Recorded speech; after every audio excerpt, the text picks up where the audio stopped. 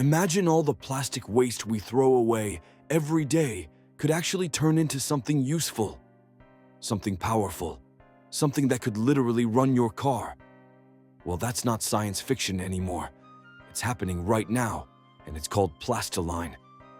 And today, we're breaking down this insane recycling innovation of a 22-year-old self-taught inventor who discovered how to turn plastic trash into gasoline. And the best part, it's not just theory, it actually works. So, before we dive into detail, make sure you hit the subscribe button and press the bell icon. Let's dive in. What exactly is Plastoline? So first things first, let's break down what Plastoline actually is. Plastoline is a fuel alternative made entirely from recycled plastic. But it's not just any kind of fuel, it's real gasoline. The same kind of fuel that goes into your car, motorcycle, or even a jet ski. And the craziest part, it's made from plastic trash, the bottles, bags, and packaging that usually end up clogging our oceans or killing sea life. Julian turned that waste into clean-burning fuel. Julian Brown isn't some billionaire genius or big corporate scientist. He's a self-taught inventor, just a regular guy with a wild idea. When he was in high school, he suffered a serious hand injury that stopped him from doing the things he loved. But instead of letting that define him, he turned it into motivation. He wanted to solve something big, something that actually mattered. And somehow he did. Julian figured out how to turn trash into energy, literally. He calls his creation Plastoline, and it's not a concept or theory anymore. It's real, it's functional, and it's proving that one determined mind can do what entire industries have failed to. Now let's talk about how the magic happens. The process Julian uses is called microwave pyrolysis. Sounds complicated, right? But here's the simple version. He figured out how to heat plastic waste without burning it.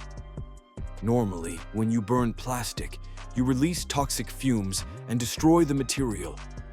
But Julian found that if you heat it without oxygen, it doesn't burn, it breaks down.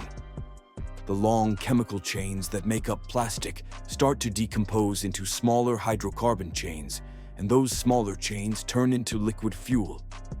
The real innovation?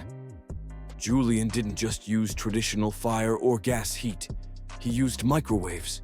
That gave him incredible control over temperature, efficiency, and consistency. Traditional pyrolysis is like smashing something with a hammer and hoping it works. Julian's method is like using a laser scalpel, precise, controlled, and effective. That's how he managed to create usable fuel straight from plastic trash. The real journey. Here's the part that really makes this story inspiring. Julian didn't start in some fancy lab. He started in his backyard. When he first began experimenting with Plastoline, he was just a teenager. No major funding, no team of engineers, just curiosity and grit. Over the next 5 years, he built multiple versions of his invention, each one a little better than the last. The Mark I was his prototype. It was clunky, rough, and full of issues. The Mark II fixed some of the leaks, but still had durability problems. Then came the Mark III, which had design flaws, but helped him learn even more. How it actually works now, here's where the world started to take notice. Julian didn't just say his fuel worked, he proved it. He sent samples of Plastoline to a laboratory in Washington for testing. The scientists there were shocked. The lab results showed that his fuel burned cleaner than regular diesel. That's right, trash fuel that's cleaner than fossil fuel. One technician even said, "It appears this diesel burns cleaner than regular diesel." That was the moment skeptics became believers. But the real breakthrough came on October 4th, 2025. Julian took his Plastoline to a Nissan dealership in Duluth, Georgia. He poured it into a Dodge Scat Pack, a high-powered muscle car. Everyone expected something to go wrong, but it didn't. The car started right up and ran perfectly. No sputtering, no engine problems. It drove like any other car running on premium gas, except this gas came from plastic waste. That moment went viral online. People realized that this wasn't a concept anymore. This was real-world proof. To really understand why Plastoline is such a big deal, you need to look at the plastic problem. Every single year, about 8 million tons of plastic end up in the ocean. That's not just bad, it's catastrophic. And that's only a fraction of the total plastic we produce. Since the 1950s, humanity has created over 8.3 billion tons of plastic. Out of all that, only about 9% has ever been recycled. 12% has been burned. The rest, nearly 80%, still exists somewhere on this planet. In landfills, rivers, oceans, or broken down into microplastics inside our bodies. Scientists have found microplastics in drinking water, in seafood, and even in newborn babies. It's everywhere, from Mount Everest to the Mariana Trench. And it doesn't go away. It just gets smaller, sneakier, and deadlier. That's what makes Plastoline revolutionary. It doesn't just reduce plastic pollution, it eliminates it. It turns waste into something valuable. Instead of paying billions to get rid of plastic, we could use it to fuel our world.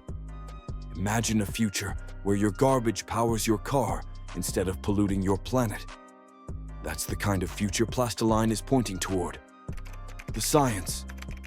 So, let's dig a little deeper into how this actually works. The process starts with preparing the plastic waste. All the labels, caps, and contaminants are removed. Then the plastic is cleaned, dried, and ground into small flakes or chips. Those flakes are fed into Julian's microwave reactor. The machine heats them to around 400 degrees Celsius without any oxygen. As the plastic breaks down, it releases vapors that rise into a condenser system. There, the vapors cool and transform into liquid fuel. That's Plastoline. Depending on how Julian adjusts the temperature and pressure, he can produce different fuels: gasoline, diesel, or even jet fuel. So the same plastic that could have ended up floating in the ocean can now power a car, a truck, or even a plane. And the entire process is solar powered. That means it's not just recycling, it's sustainable recycling. Julian isn't done. In fact, he's just getting started. His next big test is scheduled for November 2nd in Miami, where he'll be fueling a BMW S 1000RR motorcycle, one of the fastest bikes on Earth, entirely with Plastoline. His online following has exploded. Millions of people are watching his journey, cheering him on, and realizing that maybe the future of clean energy doesn't have to come from billion-dollar corporations. It can come from one determined young man with a dream. The potential of Plastoline is massive. If scaled properly, it could help solve two global crises at once: the plastic waste problem and the fossil fuel problem. Imagine taking the billions of tons of plastic sitting in landfills and turning them into the energy that keeps our world running. This is how revolutions start. Quietly, in someone's backyard, with a dream that everyone said was impossible, until it wasn't. And maybe that's the real message behind Plastoline. It's not just about fuel, it's about vision, about refusing to accept that things have to stay broken. Because when someone like Julian can build world-changing technology in his backyard, what excuse do the rest of us have? The future isn't waiting for permission. It's being built by ordinary people doing extraordinary things. So if this story inspired you, then don't just scroll away. Share it. Talk about it. Support it. Because who knows? The next revolution in clean energy might not come from a giant corporation. It might come from you. If you enjoyed this story, make sure to hit that like, subscribe, and turn on the notification bell, because we're bringing you more real stories of people changing the world in ways you never expected. Thanks for watching.